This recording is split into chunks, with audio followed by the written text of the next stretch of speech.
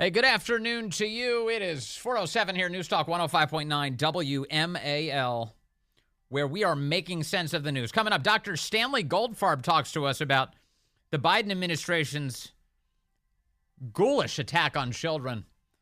He's got some information to share with us on that subject. And then Mark Morgan is here as we talk about America's border and what is happening to our country as more people are being killed in our streets and what we can do to stop that. You can join us 888-630-9625, 888-630-WMAL. A big case before the United States Supreme Court today. An opinion released, Murthy v. Missouri. In a 6-3 decision, the justice is saying the plaintiffs don't have standing to challenge the federal government's many abuses of the First Amendment. In fact, the six justices seem to think that, well, they didn't really prove that it was the federal government that violated the First Amendment. That's not how Justice Samuel Alito or Justice Thomas or Justice Gorsuch feel. They wrote the dissent today, and they were just absolutely scathing. They said that the court today shirks their duty and thus permits the successful campaign of coercion in this case to stand as an attractive model for future officials who want to control what the people say, hear, and think. This is regrettable. What the officials did in this case was more subtle than the ham-handed censorship found to be unconstitutional in Volo, a different case, but it was no less coercive. And because of the perpetrator's high positions, it was even more dangerous. It was blatantly unconstitutional, and the country may come to regret the court's failure to say so. Officials who read today's decision, together with Volo, will get the message. If a coercive campaign is carried out with enough sophistication, it may get by. That is not a message this court should send. It's a big deal. Let's bring in a lawyer for one of the plaintiffs. Mark Chenoweth is here, President and Chief Legal Officer for the New Civil Liberties Alliance. Sir, good to have you on the program today. Great to be with you, Vince. Thanks for having me. Mark, give me your reaction to today's news as six of the justices say that your plaintiffs don't have standing. Yeah, it's very disappointing, Vince, and it's a little bit of liberty died today. This is not a result that the American people can live with in the long run. Now, if I were trying to minimize it a little bit, I'd say, look, they were only talking about standing for the preliminary injunction in the case. They haven't said that there's no standing for the underlying case. So what that means is because an injunction would have future relief, they're saying that there wasn't the standing in order to show that future relief. The good news is 3 justices on the court found not just standing, but also ruled with us on the merits that the federal government was in violation of the First Amendment. The other 6 justices didn't reach that question. So at least they aren't blessing the government's conduct, but they're sure making it awfully difficult to hold the government's feet to the fire. One of the things that stands out to me is it seemed to me, just giving, as a layman, reading through the majority opinion, that they didn't think there was any pressing concern right now to deal with this issue that could harm any of these plaintiffs. But I kept thinking, wait a second. We're in the midst of the presidential election. If there's ever been a time to be urgently concerned about Americans having their communications restricted, it's at this very moment, isn't it? Absolutely right. And this gives a roadmap for censorship. And look, our clients that we were representing here were being censored over what they said about COVID. There were other folks in the litigation who we do not represent at NCLA who were concerned about some of the misinformation that they were allegedly being held responsible for in the run-up to the 2020 race. And when I say allegedly, they were saying things like the Hunter Biden laptop was true, and they were being censored for that, right? And so there very much are election consequences for how the government can behave this fall and how much more difficult it will be to hold them responsible for government misinformation, which is what we're all, I think, particularly concerned about. You know, on the issue of COVID in particular, Justice Alito focuses on that at some length in his dissent today. He points to a White House official called Rob Flaherty, the White House Director of Digital Strategy, and his emails to Facebook, including a subject line that By the way, a top official in the Biden campaign, by the way, now, Mr. Flaherty is. Yeah, so the issue is ongoing here. His behavior includes sending a threatening email to Facebook saying, "You're hiding the ball." He said he was, quote, gravely concerned that Facebook is one of the top drivers of vaccine hesitancy. He demanded to know how Facebook was trying to solve the problem. In his words, quote, "We want to know that you're trying. We want to know how we can help. And we want to know that you're not playing a shell game with us when we ask you what is going on." The communications continue here, only becoming more and more threatening as the White House tries to browbeat Facebook into submission, into censoring content about COVID, including targeting at one point a segment by Tucker Carlson, at the time a host on the Fox News channel, questioning the efficacy of the Johnson & Johnson vaccine. The White House was able to induce Facebook into suppressing the reach of that video to prevent it from being seen by a broader audience. This seems to me, Mark Chenoweth, as clear as it gets when it comes to the government using Facebook as a cutout in order to imperil First Amendment rights. That's exactly right. The government was using a third party to shut down speech that was inconsistent with the government narrative, and that is directly violative of the First Amendment. The majority really glosses over the fact that so much of the speech that was suppressed that our clients engaged in, our clients are prominent doctors at Harvard and Stanford medical schools, for starters, right? They were, much of the speech that they engaged in was truthful speech. They were the ones taking issue with different things that the government was saying about natural immunity not really existing, or the government was overselling the efficacy of the vaccine, saying, for example, that at one point you couldn't get COVID if you had the vaccine, which wasn't true. That was never true. But the government was preaching that at one point. And when our folks were pushing back against the government's false narrative, they were getting censored at the behest of the government. In the majority opinion today, there's a claim that that one of the arguments that the plaintiffs are making in this case, your clients, are, quote, unpersuasive because they argue that they suffer, quote, continuing present adverse effects from their past restrictions, as they must now self-censor on social media. But the plaintiffs cannot manufacture standing merely by inflicting harm on themselves based on their fears of hypothetical future harm that is not certainly impending.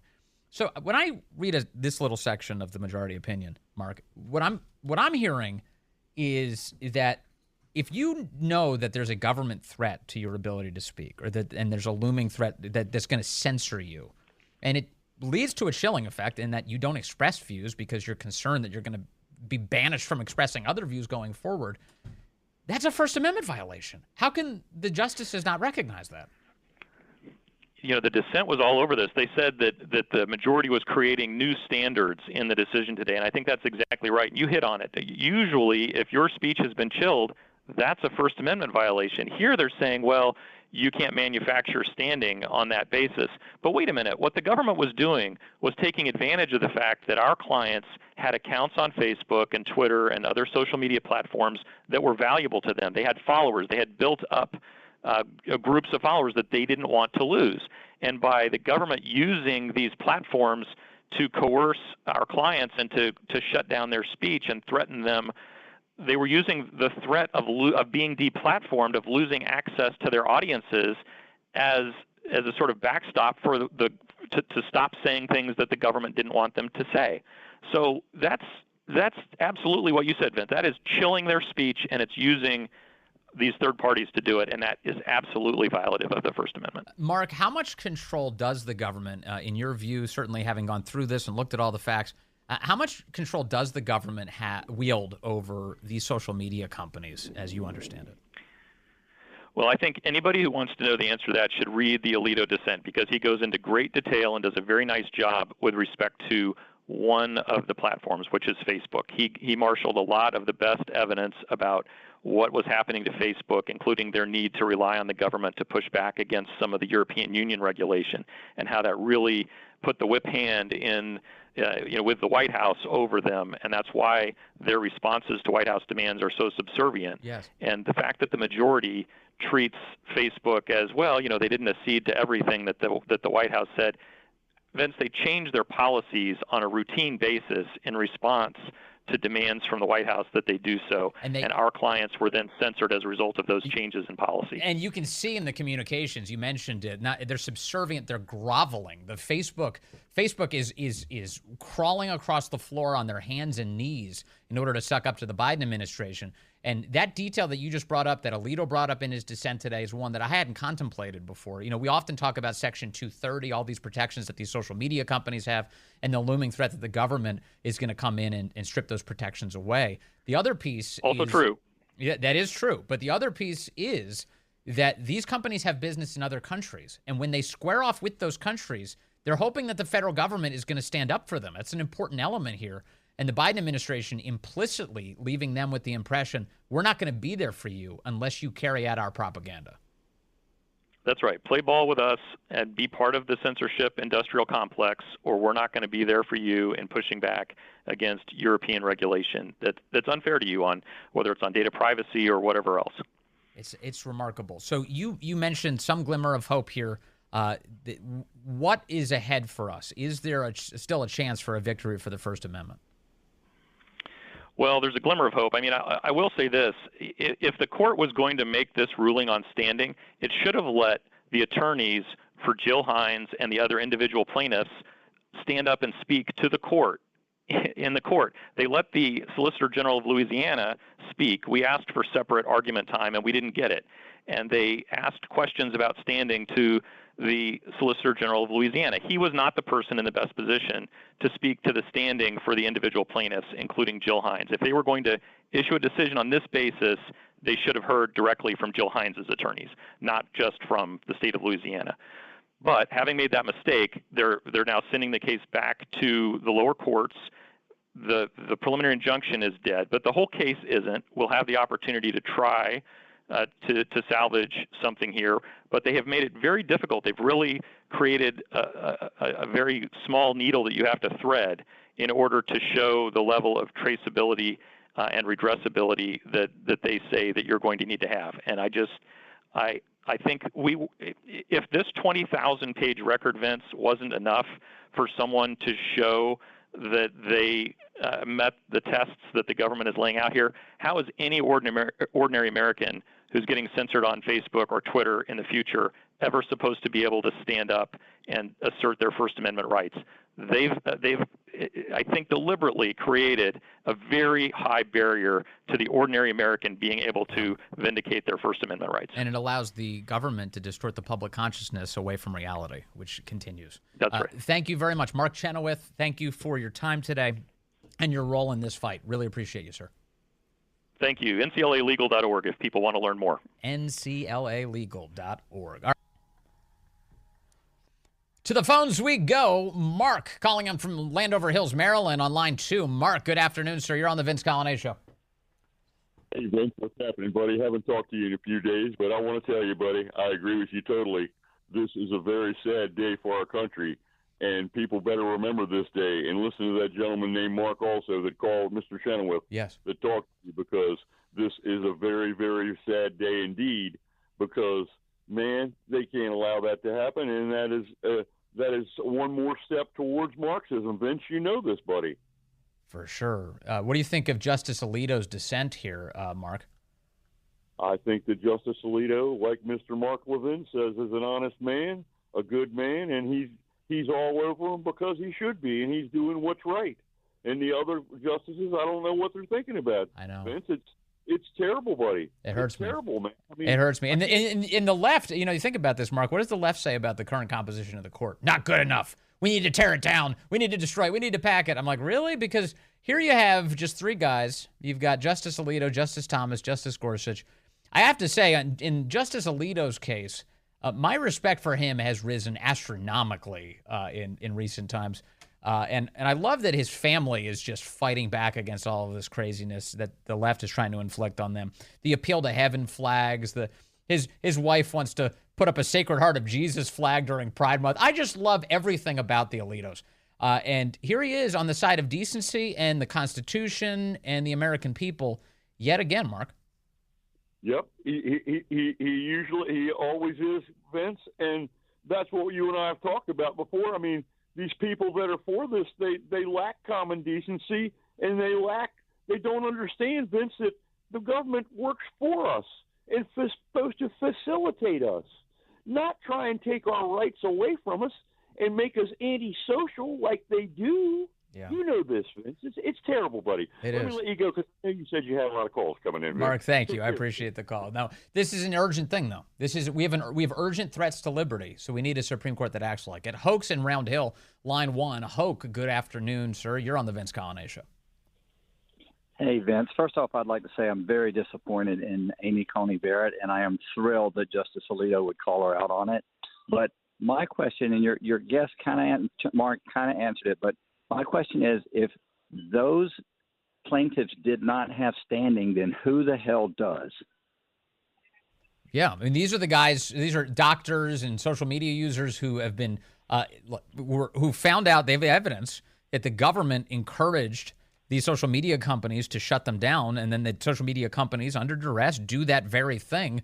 Yeah, who else could come along and make a claim like this? I'm with you, Hoke. I don't know. It seems to me that these guys are perfect plaintiffs for this case, and it was cowardice to turn them away.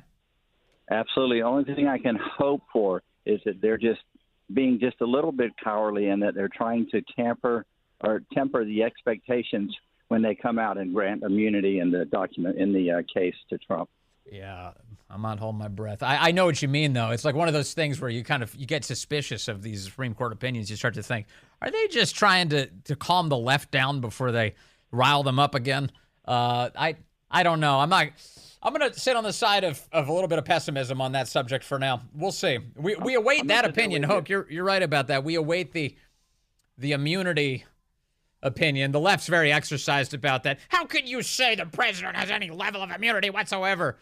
Like, let's begin with the basics. What do you know about this topic at all? I just hate Trump. I know. That's why you shouldn't be in this conversation. It's not a sober thought. You're drunk on hatred.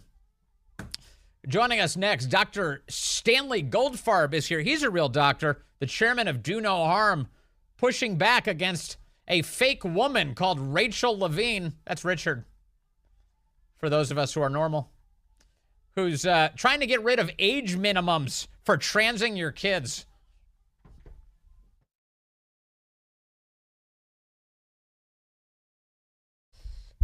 Hey, good afternoon to you. It is now 4:35 News Talk 105.9 WMAL, where we're making sense of the news. Coming up, Mark Morgan joins us, former head of U.S. Customs and Border Protection.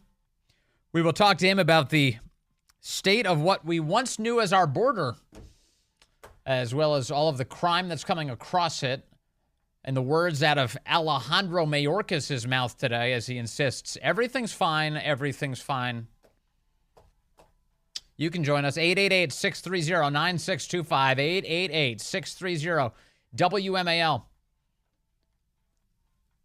Joe Biden's cross-dressing admiral, Rachel Levine, pushed to remove minimum age requirements for transing your children. That's the update this week. A Biden administration official pressured what's known as the World Professional Association for Transgender Health, WPATH, to quickly issue its standards of care guidelines and remove minimum age recommendations for transgender procedures, despite, the Daily Caller points out, a glaring lack of scientific justification, according to unsealed court documents just released this week. For more on this, I want to bring in Dr. Stanley Goldfarb now.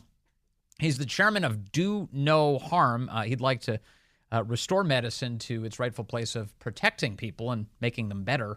And that includes kids. Dr. Goldfarb, good to have you back with us, sir. Great to be with you again, Vince. This is another awful story in this ongoing saga. Here you have the Biden administration's Assistant Secretary for Health, Rachel Levine. This guy's real name is Richard Levine, pushing to remove minimum age recommendations from transgender operations. What do you make of this? Well, there are two parts to this story. The first part, which is really, really awful, is the fact that here you have a government official telling a professional organization how it should conduct its clinical guideline process and its standard of care process. This is absolutely outrageous. I can't begin to tell you how really awful this is. The professional societies are supposed to make these judgments based on the best science that's available. And here we have a total politicization of the process. Rachel Levine's chief of staff was enacting the recommendation that they get rid of all of the age requirements for any of these treatments on children, simply because it would be fuel for those who are opposed to such treatments and give them an opportunity to point out that these age requirements ought to be raised at least until they're adults.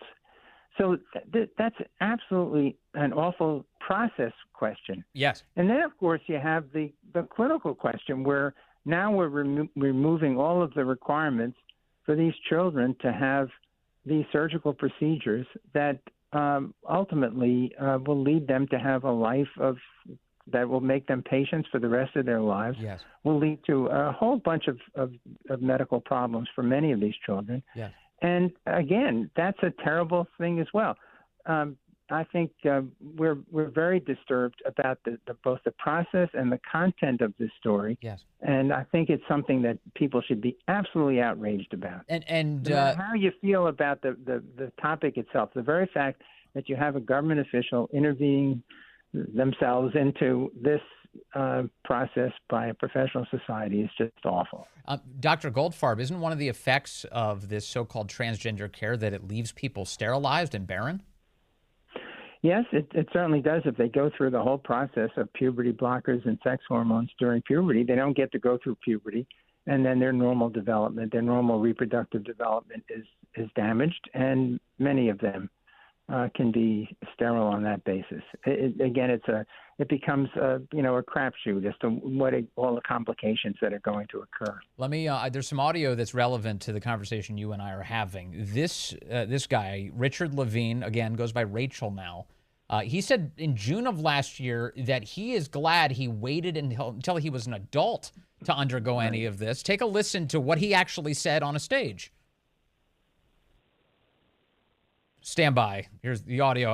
I whiffed on playing it. Here it is. Stand by. Here we go. My transition was very different because for many reasons, professional and mostly personal reasons, I transitioned over 10 years. Okay? Most people don't take that long to transition. First of all, young people are not willing to do that anymore. And I don't know if I was 15 now, I don't know if I would have taken so long, but again, when I was 15, what were you going to say and who would you tell and how would you possibly express that? But so the language started about, so that was now 20 years ago when I kind of started this journey. And it was starting to become more in culture and the internet and support groups, etc. So I took a long time. I don't regret any of that. But I have no regrets because if I transitioned when I was young, and I wouldn't have my children. Mm-hmm. I can't imagine a life without my children. And so every experience led me to here. So I think that audio is deeply revealing for the topic that you and I are discussing, Dr. Goldfarb. That's an acknowledgement that he would have not had the greatest gift in life to have kids. He wouldn't have had that. And here he is advocating for children to be robbed of that before they're even cognizant of what they're losing. Yeah, you know what it's like? It's like these people that are fighting against charter schools, and then they send their kids to private school, the government officials. It's the same sort of thing. What's good for me and not for thee. And it's outrageous. It really is. And sort of, weird and crazy. I mean, to adopt these two positions just absolutely makes no sense whatsoever. So how seriously do medical professionals, hospitals take these guidelines? This is WPATH, the World Professional Association for Transgender Health. How important is this organization to dictating what happens to kids in America or elsewhere? Yeah, it is important because, first of all, they've made claims that a number of organizations have supported their guidelines. So when they make these claims, that gives an imprimatur to their activities. And it turns out the AMA has, in some of these documents that were revealed, the AMA said, we don't support this at all. And yet the WPATH organization claimed the AMA supported these guidelines. They do support other guidelines, but so that's one thing. And once you have an organization that sort of sounds like a real professional organization, Then when you end up in court over some of these issues where states that have passed laws banning these activities and then have been sued by transgender activist groups, they point to these guidelines and say, see, here's an important professional organization that supports exactly what we've done here. So they do have a real impact, and they do influence practice of medicine, particularly by the individuals that practice on these children and perform these transgender procedures. But this is, as you've kind of pointed out already, Dr. Goldfarb, the practice here is entirely political and not scientific, because if you look at the consensus that's forming around the planet, there's some return to normalcy that's occurring. Certainly in Europe, this recognition that these types of drugs and interventions on children are leading to horrific consequences and need to be stopped. How can an organization like WPATH, being pressured by a Biden administration official with an agenda, how can they with a straight face say there should be no minimum age requirement here? Yeah, it is outrageous and it's quite extraordinary. And you're absolutely right. A number of European countries, most recently the extensive review by Hilary Cass, who was the chief pediatrician and a very eminent physician in England, came out with a report that said, there really is very little evidence that shows that these procedures are safe and effective, and therefore they are experimental and they should not be performed except maybe in an experimental setting and maybe in a rare child that might benefit from this. But the vast, vast majority of these children, according to Cass, according to the physicians in Finland and Norway and Denmark and Sweden, these procedures should not be performed routinely. These drugs, the puberty blockers and sex hormones, should not be given to adolescents and children. Adults can do what they want. Adults can pursue anything they wanted, as Admiral Levine did. That's their business. But to force it on children and to coerce parents by telling them that their children are going to commit suicide if they don't abide by these procedures is just absolutely unscientific, wrong, unethical, and needs to be stopped. Yeah. So where's the uprising of doctors? Dr. Goldfarb, you are out there, and thank God for you. And your organization, Do No Harm, is speaking up about this. Can you give us a sense of what you're hearing in the medical community and whether or not we'll ever see an uprising of medical professionals who really want to restore medicine to a place where it helps people rather than harms them? Yeah, there are groups out there. This has been an area where there are many, many groups, particularly, Moms for Liberty. There's an organization called SEGM, Society for Evidence-Based Gender Medicine. There's a number of physicians associated with it that's provided all of the good evidence about this and have pointed out the incredible weaknesses. Lior Sapir has been a very effective writer on this from the Manhattan Institute about this issue. So there are a lot of people speaking about it, but there's also an industry that supports it, and there are medical societies that for some reason have been captured by some activists like the Endocrine Society, like the American Association of Pediatrics, like the AMA. And these organizations have come out in support of these activities, even in spite of the fact that the scientific literature has turned out to show that there really is not good evidence to justify this, and great harm can be done to many children. There's the detransitioners like Chloe Cole who, have their breasts cut off when they're in the middle of their years of puberty, and then are in terrible straits after that, and with all sorts of medical complications. And these people abandon these children. We have a detransitioner Bill of Rights that our organization has supported so that these kids can get the care they need, and also that they could sue for up to 25 years after they've experienced somebody coercing them into one of these procedures, some doctor coercing them or some healthcare system, and have a chance. And we're hoping that these lawsuits that are proliferating around the country and now even around the world about this will be an important mechanism for putting a stop to all this. But unfortunately, we have a lot of medical facilities around the country. I would think more concentrated in major urban areas, major cities, where it seems like what's happening is it's not pro-science. You walk into these hospitals and it's like it's anti-science propaganda. It's like Pride Month right now. I imagine if you walk into most city hospitals, you're going to see pride flags all over the place. I was just talking, my dad's a veteran. He was just down at a VA facility. They're flying pride flags out front. They've got LGBTQIA+ on the television screens. It's a deeply anti-science impulse that's overtaking these medical facilities. And then if you're a doctor who works there, what are you going to say? You know, imagine, what is that environment like if you're being confronted with that every time you walk into work? Yeah, it's difficult. Our organization has really confined ourselves to discussing this problem with the children. Yeah. From a medical perspective, I mean, that has been our greatest concern.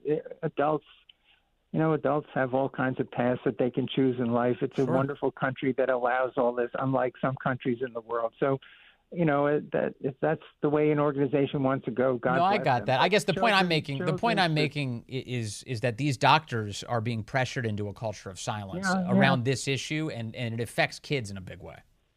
Oh, absolutely. I think what's gone on in pediatric hospitals has been just absolutely awful. And our organization is working very hard to show the public exactly what's going on in pediatric hospitals around the country. And that's something that we'll be able to put out in the coming months and point out the scope of this problem.